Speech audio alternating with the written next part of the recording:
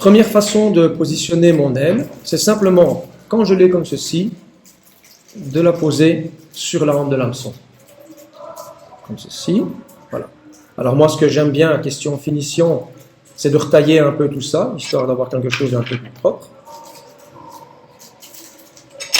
Voilà, comme ceci.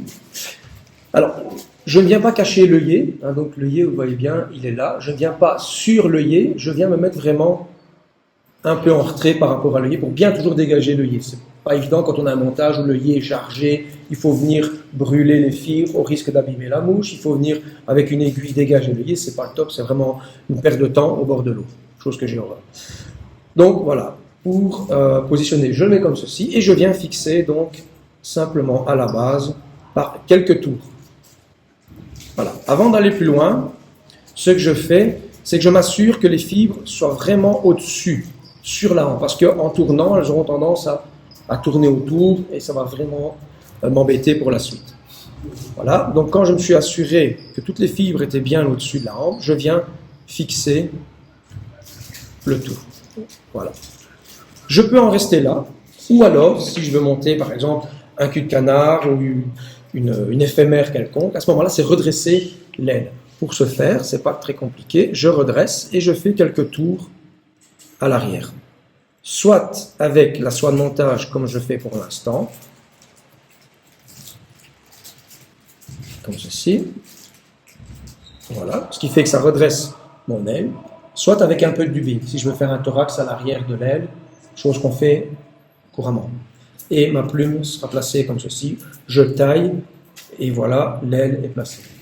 La deuxième façon, c'est que cette fois-ci, je ne vais pas positionner à l'arrière comme ceci, mais je vais le positionner à l'avant, suivant le modèle qu'on va monter. Si c'est par exemple une émergente, où l'aile se met en avant, émergente, si shuttlecock et compagnie, là l'aile sera généralement placée en avant. Pareil, je mets mes fibres à l'avant, je viens fixer le tout juste derrière l'œillet, quelques tours, je m'assure que toutes les fibres sont bien au-dessus, je coupe l'excédent, voilà, un peu plus moins, et je viens fixer l'ensemble, voilà, en imaginant toujours bien sûr qu'il y ait le reste du corps, hein. Voilà, ici je ne prends pas le temps de le faire, mais... alors soit je laisse comme ceci, vraiment à l'avant, presque à l'horizontale, suivant le montage que je veux, ou alors, pareil, je redresse, et pour redresser, je redresse ma plume, et je viens faire quelques tours